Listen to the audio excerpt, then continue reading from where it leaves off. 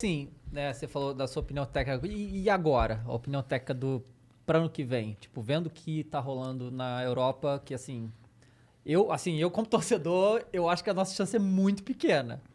O que você tem achado da seleção brasileira? Cara, eu acho que assim, nós temos um adversário aqui na América do Sul, que é a Argentina. Uhum. Não dá pra comparar a intensidade com o que se joga na América do Sul com o que se joga na Europa.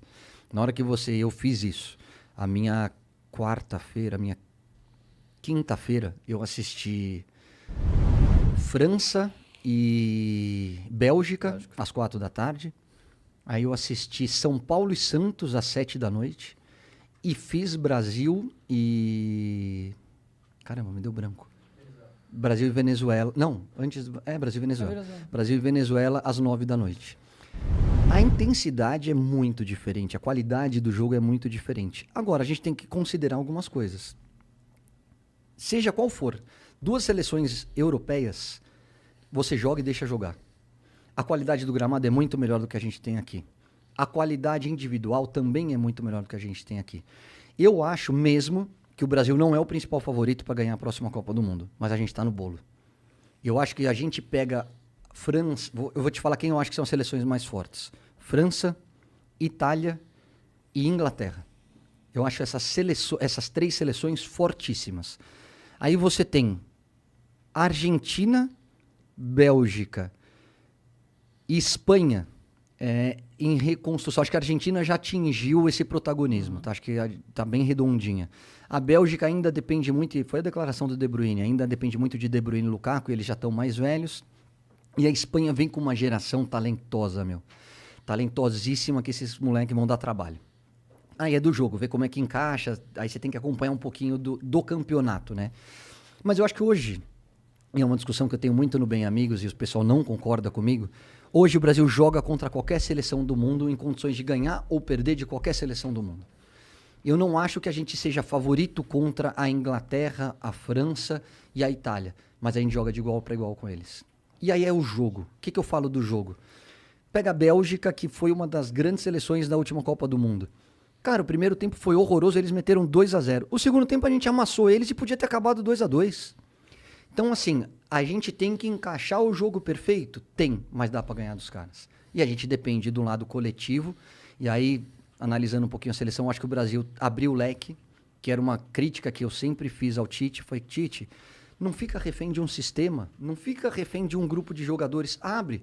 Pô, olha a seleção olímpica, eu fiz a Olimpíada, a medalha de ouro. Eu falei, olha pro Arana, olha pro Matheus Cunha, olha pro Anthony, olha pro Claudinho. Tem uns moleques muito bons aqui que vão te dar uma resposta na seleção de cima. Olha esse Rafinha, o que jogou nesses 3 jogos, gente. Jogou pra caramba. Quem tá acompanhando o Rafinha? Cara, a gente que é do futebol, tá.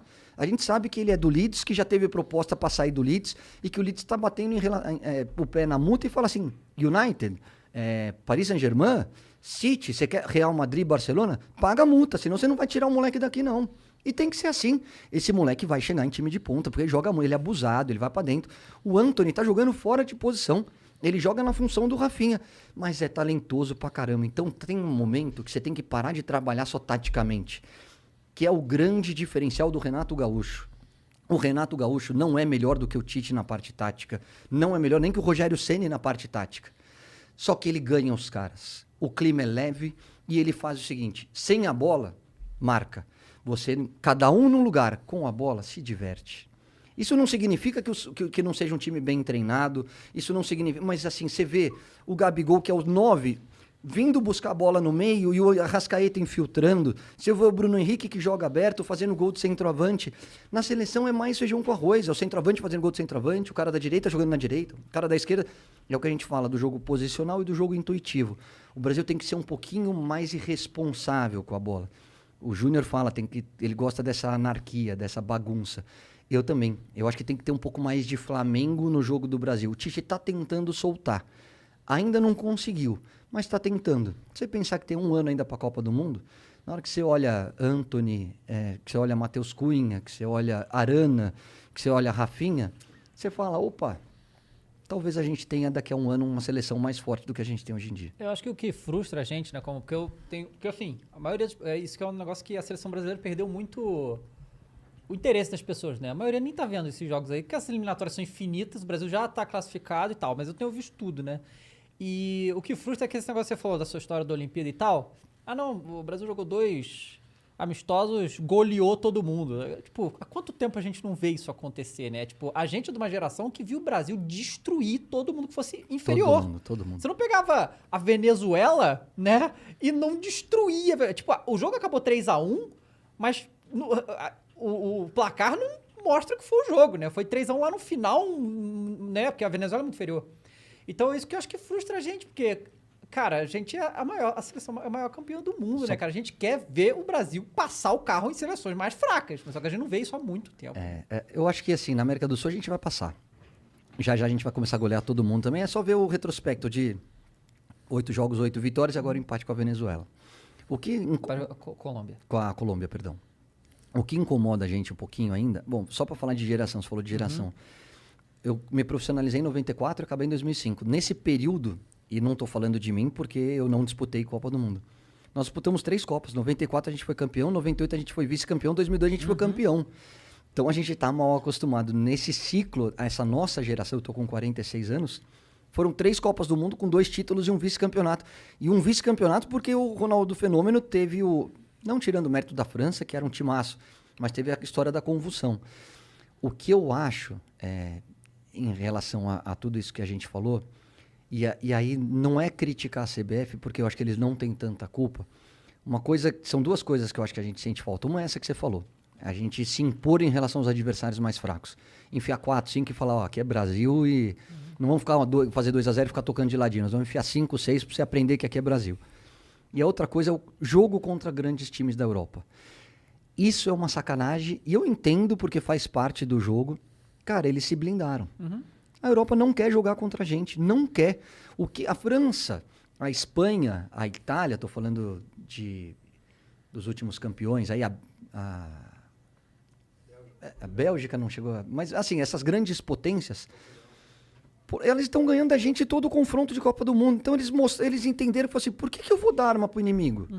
Por que eu vou jogar contra o Brasil? Para eles entenderem o meu jogo, para eles me estudarem, para na hora do vamos ver eles ganharem de mim? Não vou. Então eles estão negando. E eu falo muito com o Juninho, falo muito com o pessoal da CBF, o Caio. Eu tento toda a janela. Eles não querem. Agora eles inventaram essa Nations League. O que é a Nations League? É mais um campeonato para ganhar dinheiro. Não vamos ser hipócritas aqui, eles querem ganhar dinheiro e se enfrentar entre eles. Ou você acha que é mais legal fazer um jogo... França e Espanha na final da Nations League ou fazer França e Andorra? Para eles é legal também. Então eles se blindaram de um jeito que eles continuam evoluindo, porque se você pegar a média, eu volto a dizer, tem Brasil e Argentina aqui na América do Sul. O Uruguai é a terceira potência, mas eu acho que muito distante. Mas Brasil e Argentina é pau a pau contra qualquer seleção da Europa. E na Europa tem 12. Você tem Inglaterra, Itália, Espanha, França, Bélgica... me ajuda aí, galera. Holanda, Portugal, Alemanha, esqueci da Holanda. Só aí são 8. Então você está jogando o tempo todo em alta intensidade contra os melhores. A gente só tem a Argentina para jogar. Então, quando você joga com os melhores, você evolui. Quando você joga com adversários mais fracos, ele não te tira da zona de conforto. Não te tira da zona de conforto, não exige o seu melhor, entendeu? Por quê? Porque as coisas fluem muito naturalmente. É a história dos caras que vêm da China.